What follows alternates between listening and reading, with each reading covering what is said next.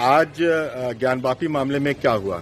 आज ज्ञानव्यापी मामले में ऑनरेबल सुप्रीम कोर्ट में सुनवाई थी और आज जो एप्लीकेशन लगी हुई थी वो वजू टैंक एरिया, जिसे सील्ड एरिया कहा जाता है, उसके एएसआई सर्वेक्षण की मांग थी। आज वो वाली एप्लीकेशन लगी थी और कोर्ट ने आज दोनों पक्षों को सुनने के बाद उसमें नोटिस जारी किया है और अंजुमन इंतजामिया से 2 हफ्ते के अंदर अपना जवाब दाखिल करने के लिए कहा है। और कोर्ट ने ये भी कहा है कि इसमें जो बाकी अन्य एसएलपी हैं उसका एक चार्ट देके अदर साइड को भी सर्व कर से एग्रीएबल क्या क्या एसएलपीज लगनी है वो सारी भी फिर अगली डेट 17 दिसंबर को है, उसमें लगाई जाएगी। यानी कि 17 दिसंबर की सुनवाई में सारे मामले जो सुप्रीम कोर्ट में पेंडिंग हैं सब पर एक साथ सुनवाई होगी? सब पे एक साथ सुनवाई होगी और उस समय ऑर्डर डिसाइड होगा कि किस ऑर्डर में सबसे पहले सुनवाई होनी है। जो अंजुमन इंतजामिया के वकील था उनका ये कहना था कि सबसे पहले 7-11 की जो उनकी एसएलपी है उसको पहले सुना जाए, जिसमें प्लेसेस ऑफ वर्शिप एक्ट का इशू इन्वॉल्व है।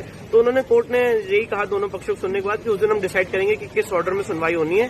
पर जो एसएलपी लिस्ट करना चाहते हैं उसका एक चार्ट बना के ऑनरेबल कोर्ट को प्रोवाइड करें और उस आधार पर वो सारी एसएलपी और सारी आईएएस अगली तारीख पे 17 दिसंबर को लिस्ट होंगी। और आज जो एप्लीकेशन लिस्टेड थी वो थी वजू टैंक एरिया, जहां पे शिवलिंग और फाउंटेन की इशू है, उसमें एएसआई सर्वे को लेके, और उसमें कोर्ट ने अंजुमन इंतजामिया को और बाकी पक्षकारों को नोटिस जारी किया और 2 हफ्ते के अंदर जवाब मांगा। तो एएसआई सर्वे के पहले उसे डीसील करने का भी आदेश कोर्ट को देना होगा? बिल्कुल, उसकी भी हमने मांग की है कि जो सुप्रीम कोर्ट का ऑर्डर है 11 नवंबर का, उसको मॉडिफाई किया जाए और उस मॉडिफिकेशन की भी याचिका जो एप्लीकेशन है वो उसके साथ ही लगी थी, इसी में ही प्रेयर थी। तो उन दोनों मुद्दों पे आज माननीय न्यायालय ने अंजुमन इंतजामिया से जवाब मांगा। अच्छा, वो जो निचली अदालत से हाई कोर्ट ट्रांसफर करने वाला था उसके लिए आज वो वाली याचिका कोर्ट के सामने नहीं लगी थी, तो अगली तारीख पे वो वाली याचिका भी माननीय न्यायालय के सामने लगी।